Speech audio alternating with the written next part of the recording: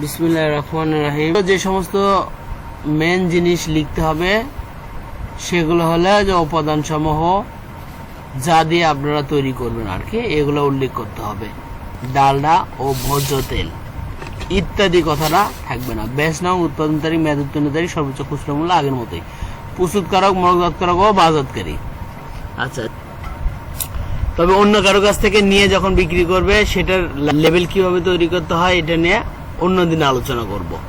চিটাগাং নূর restaurant, Latifpur colony, Sherpur, Dinajpur এবং প্রতিষ্ঠান নাম এটা ট্রেড লাইসেন্স অনুসারে হবে।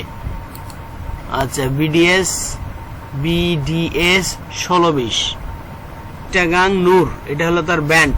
প্রোডাক্টের নাম হলো লাচ্ছা সিমাই নূর। নিট ওজন 500 গ্রাম বি, এই কথাটাই আপনারা দিতে পারবেন, কোনো অসুবিধা নেই। শুধুমাত্র হালাল খাঁটি দেওয়া যাবে না। আপনারা দিতে পারবেন কিন্তু হালাল খাঁটির আপনার থাকতে হবে, লাইসেন্স থাকতে হবে। এটা ইসলামী ফাউন্ডেশন আগে দিচ্ছিল, এখন বিএসটি নিজেই দেয়। যখন আপনি প্রোডাক্টটা যখন টেস্টে জমা দিবেন তখন আপনি সিল সাপ্পর মারে তখন প্যাকেটিং করে দিয়ে দিবেন। যেটা ফ্রন্ট পেজ এবং ব্যাক পেজ এই দুটাই আপনারা ডিজাইন করতে পারবেন।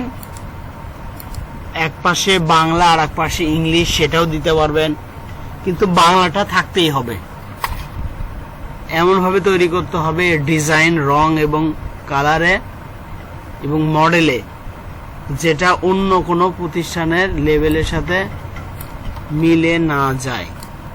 এই মাঝখান দিয়ে কেচি দিয়ে কাটিয়ে 2 ভাগ করে পিপির উপরে মারে সেটা আপনি অফিসে জমা দিবেন।